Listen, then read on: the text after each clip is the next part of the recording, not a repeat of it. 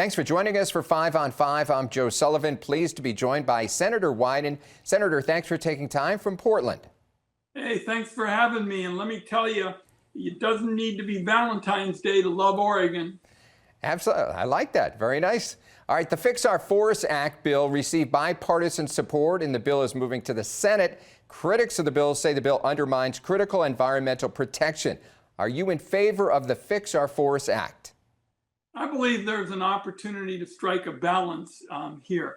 You know, obviously, we've got a whole lot to do to deal with all this dead and dying material that's piling up on the forest floor. It certainly feeds all these super fires that we're having. And at the same time, we can do that without throwing the environmental laws in the garbage can. So there are a group of us that have been working for years, for me, going all the way back to George W. Bush and the forest legislation, who've been able to strike a balance. I think we can do it again.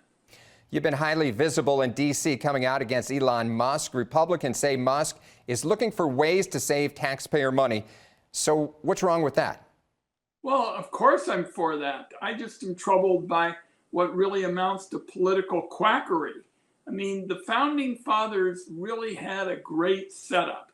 They basically said that Congress was the group that would write the laws. That was our job, is to propose them and to write them. And the executive branch would execute them, and the courts would interpret them. Now we have Elon Musk with a bunch of people who apparently are just kids, and they haven't been vetted or certified by anybody, and they're running around places like the Department of Treasury. I'm the ranking Democrat on the Finance Committee, and they're looking at the data and personal information of folks in Southern Oregon or wherever, and I don't think that's right. Yesterday, the Senate confirmed Robert F. Kennedy Jr. as Health and Human Services Secretary. You said he can do so much damage as HHS Secretary. Why did you say that? Because it's just been impossible to really pin him down on what he stands for. For example, he makes a big deal on vaccinations of saying he vaccinated his kids. And then we see the writings where he says, I would do anything to have my kids unvaccinated. And it's that way on issue after issue. And to really build the kind of coalitions we need, particularly in healthcare, which is my specialty, you've got to have the ability to speak clearly and take stands and positions and not just bob and dodge and weave on issues. Is there anything that President Trump has done since taking office last month that you agree with?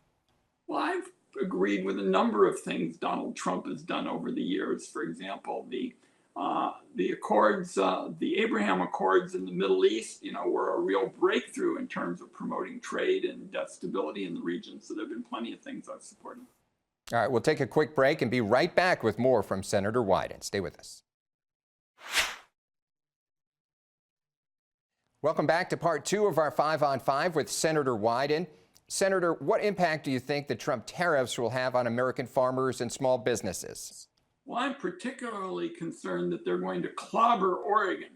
About 1 out of 4 jobs in our state revolves around trade. And what I really like to do is make things here, grow things here, add value to them, and then ship them all over the world because the world loves buying Oregon. But these tariffs, they're taxes. And Donald Trump, and I wish I didn't have to say this, didn't tell the truth to the American people. He kept saying that the foreigners were going to pay the tariffs, and that's just not so. The tariffs are paid by Oregonians, like small businesses and retired folks in Southern Oregon. And I want a trade policy that gives everybody a chance to get ahead. And I've said over the years to the president myself that if we're looking at a targeted approach on tariffs, where you go in there and really deal with a specific problem and you bring together businesses and working people and the like, there's definitely a role for that. But these across-the-board tariffs where you claim that the foreigners are going to pay for them when they're taxes on Americans,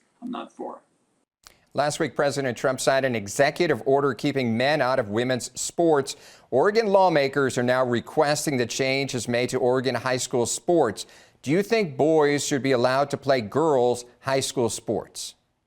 For the most part, I think those issues are not for the federal government. I think they're matters to be dealt with at the local level. And I have a pretty good kind of basis of libertarian thinking on these social issues. For example, I was the first United States Senator to support marriage equality.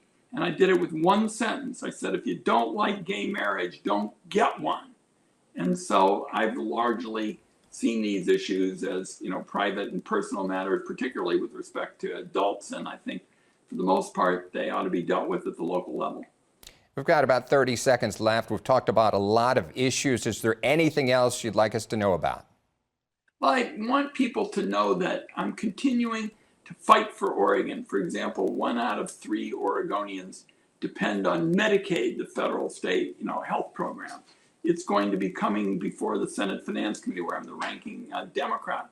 Unfortunately, I think there are a number of people like Elon Musk who really clobber that and hollow out the benefits that we get, particularly for nursing homes. The nursing home program depends to a great extent on Medicaid. I'm going to protect it for Oregon. All right, Senator Wyden, thank you so much for joining us from Portland. Stay with us. We'll be right back with more local news.